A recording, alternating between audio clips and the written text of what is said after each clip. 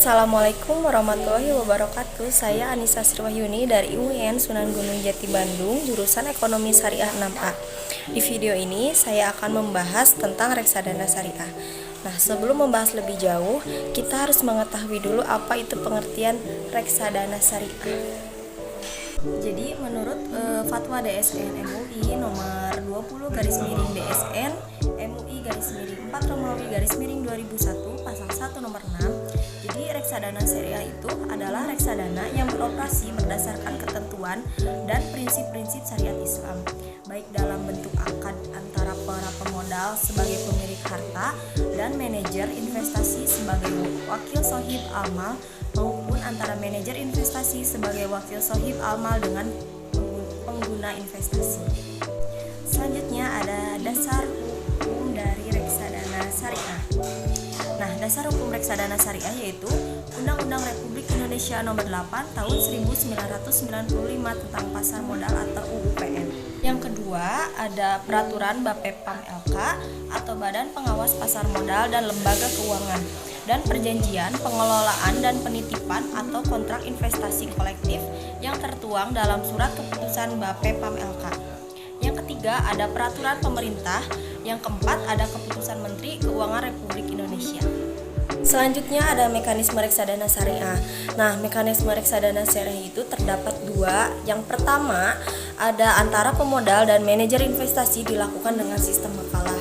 Nah, jadi ini tuh pemodalnya memberikan mandat kepada manajer investasi untuk melaksanakan investasi bagi kepentingan pemodal sesuai dengan ketentuan yang tercantum dalam prospektus reksadana. Kemudian investor itu secara kolektif mempunyai hak atas hasil bagi investasi tersebut dan juga menanggung resiko kerugiannya. Kemudian investor yang telah memberikan dananya akan disimpan, dijaga dan diawasi oleh bank kustodian sampai saat ditariknya kembali penyertaan tersebut. Yang kedua ada antara manajer investasi dengan penggunaan investasi dilakukan dengan sistem mudharabah.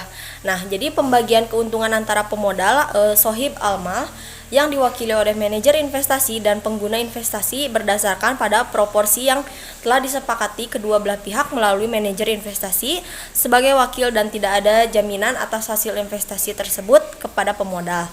Kemudian pemodal hanya menanggung resiko sebesar dana yang telah dikeluarkannya. Manajer investasinya itu sebagai wakil tidak menanggung resiko kerugian investasi yang dilakukan sepanjang bukan karena kelalaiannya. Selanjutnya ada jenis-jenis reksadana syariah. Jadi jenis-jenis reksadana syariah itu ada 4. Yang pertama ada reksadana syariah pasar uang. Yang kedua ada reksadana syariah pendapatan tetap. Yang ketiga ada reksadana syariah saham. Yang keempat ada reksadana syariah campuran. Mungkin cukup sekian sedikit pembahasan reksadana syariah dari saya. Nah, jadi gimana teman-teman udah tertarik kan buat investasi di reksadana syariah? Yuk kalian bisa mulai berinvestasi di aplikasi Bibit karena itu investasinya bisa mulai Rp10.000 saja kalian sudah bisa berinvestasi. Oke, sekian dan terima kasih. Wassalamualaikum warahmatullahi wabarakatuh.